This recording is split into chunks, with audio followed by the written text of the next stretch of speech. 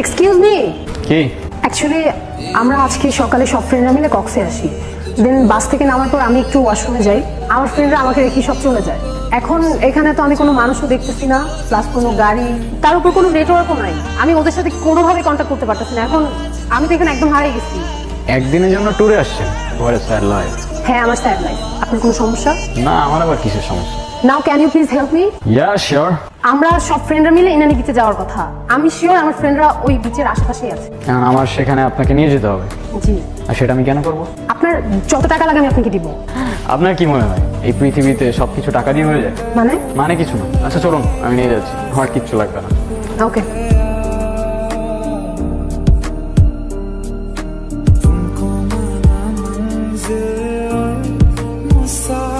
আচ্ছা, আপনি কোথায় যাচ্ছিলেন?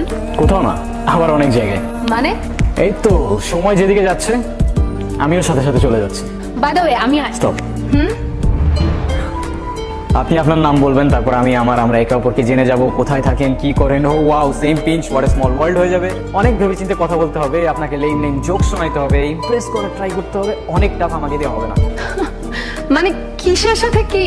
আমি তো সিম্পলি পরিচয় হচ্ছিলাম। পরিচয় হয়ে কি লাভ? এমনি তো ভালো। আমি আপনার কাছে আগন্তুক, আপনি আমার কাছে। জানেন, এই জায়গাটার সাথে না আমার অনেক পুরনো একটা সম্পর্ক আছে।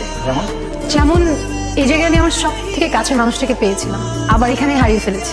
হারিয়ে ফেললেন কিভাবে? সে অনেক লং স্টোরি, পরে না হয় কখনো বলবো। আপনার স্টোরি, আপনার ইচ্ছা। আরে ওই তো ওরা আমাকে না পেয়ে মানে অনেক টেনশন করতেছে। চল চল তাড়াতাড়ি যাই। চলেন। কি আইরা, কই তুমি? ফাইজলামি করতেছো? ফোনটা অফ করে রাখছো, কতক্ষণ ধরে আমি তোমাকে ফোন দিচ্ছি। আমাকে বলতে দিবা তো কোথায় আমাকে রেখে চলে আসছো?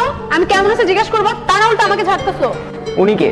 ও আচ্ছা, পরিচয় করে দিই। উনি হচ্ছে আমার ফ্রেন্ড, এই রাস্তায় পরিচয় হয়েছে। Hello hello hello. আচ্ছা শোনো, আমাদের এখন ঢাকা ব্যাক করতে হবে, আমার ঢাকা অনেক কাজ আছে, আমরা এখন ব্যাক করছি। আজকেই তো আসলাম, একটা দিন থাকি, দেখো কত সুন্দর জায়গা, একটু একটু ঘুরি।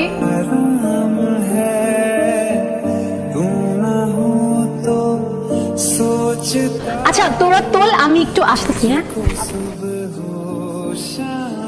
কি আমাকে দেখে কি মুছে ফেললেন? আরে না, কিছু না। আচ্ছা, আপনি কিন্তু আপনার স্টোরিটার বললেন না। সত্যি কথা বলতে স্টোরিটা শেয়ার করতে আসছি। অনেকদিন ধরে কাউকে শেয়ার করা হয় না। কথাগুলো শেয়ার করলে না পুরোনো মুহূর্তগুলো আবার জীবন্ত হয়ে ওঠে। শুরু করবো? এরশাদ। সময়টা ছিল তখন, হ্যাঁ আমি ক্লাস 8-9-এ পড়ি। বাবার বদলি হয়ে যায়, আমি এখানে চলে আসি, এখানে স্কুলে ভর্তি হই। প্রতিদিন স্কুলে যাওয়ার সময় ওই ছেলেটা একটা করে চিঠি লিখে যেত। প্রথম কয়েকদিন তো আমি কখনোই চিঠি নিতাম না, কিন্তু একদিন চিঠি না নিয়ে আর পারলাম না। এত সুন্দর করে কথাগুলো লিখতো।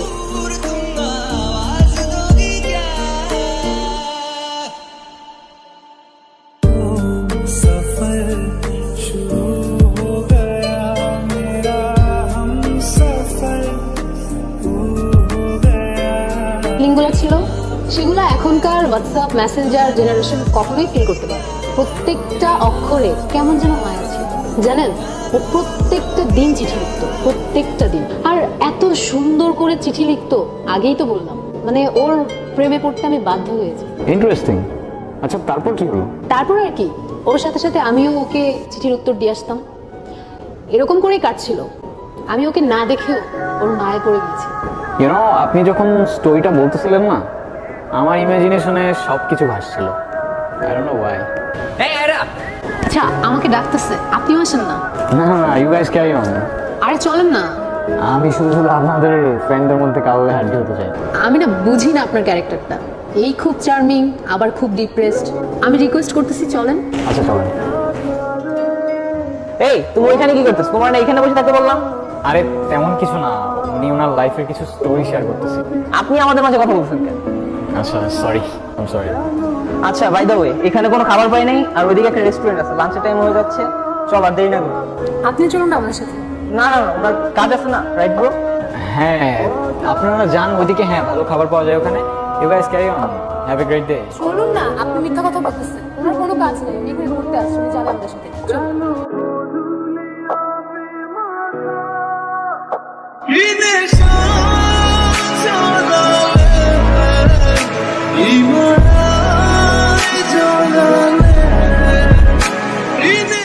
আচ্ছা আপনি কিন্তু আপনার স্টোরিটা শেষ করলেন না। বলে শেষ করা যাবে না, আর ওকে নিয়ে যতই বলি ততই কম হয়ে যাবে। আচ্ছা, তারপরও কেন যেন আপনাকে খুব বলতে ইচ্ছে করছে। লাইফ কিন্তু একটাই, যেটা ইচ্ছা করছে এখনই করে ফেলুন, কে জানে পরে আবার সময় পাবেন কি পাবেন না। ওর সাথে আমার প্রতিদিনই চিঠি দেওয়া নেওয়া হতো। ওকে কতবার বললাম আমার সামনে এসে দেখা করতে, ও কখনো করেনি। কেন করেনি জানি না। তারপর তারপর আর কি, বাবার বদলি হয়ে যায়, আবার ঢাকা চলে যেতে হয়।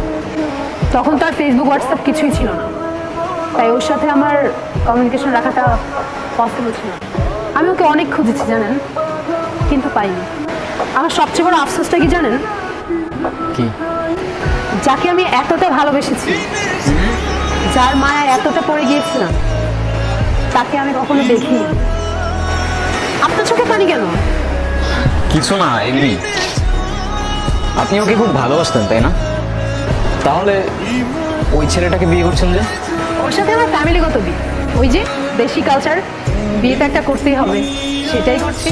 ভালো থাকবেন হয়তো। আচ্ছা, আমার না চলে যেতে হবে, আমার হাতে আর তেমন সময় নাই। আমার আজকে রাতেই ফ্লাইট, মিস করা যাবে না। চলে যাচ্ছেন? হ্যাঁ। I have something for you. কি? This is for you. আমার জন্য? আমার জন্য হয় কিভাবে? আপনার সাথে তো আমার আজই পরিচয়। এটা কিনলেন কখন? আপনি মজা করছেন তাই না? সময় হলে ঠিক বুঝতে পারবেন। আসি, ভালো থাকবেন, নিজের খেয়াল রাখবেন, আর ফাঁকে থাকলে আবার দেখা হবে।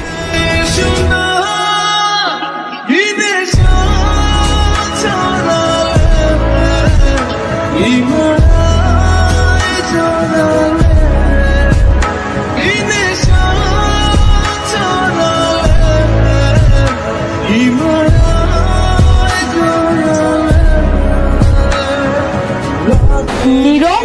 এটা নীরব ছিল? দোস্ত, এটা নীরব ছিল। আমাকে শুধু নীরবই আরো বলে ডাকতো। আমি কত খুঁজছি তোমাকে, কতবার খুঁজছি।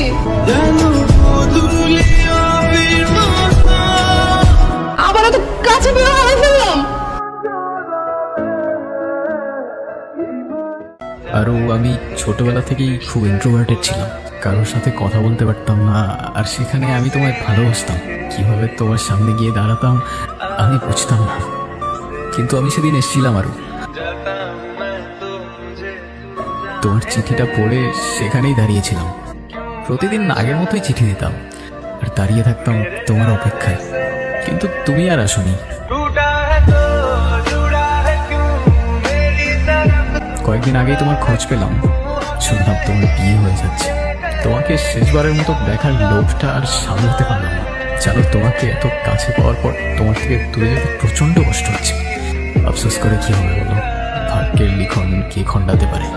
ভালো থেকো আর ভালোবাসা নিয়ে আরো।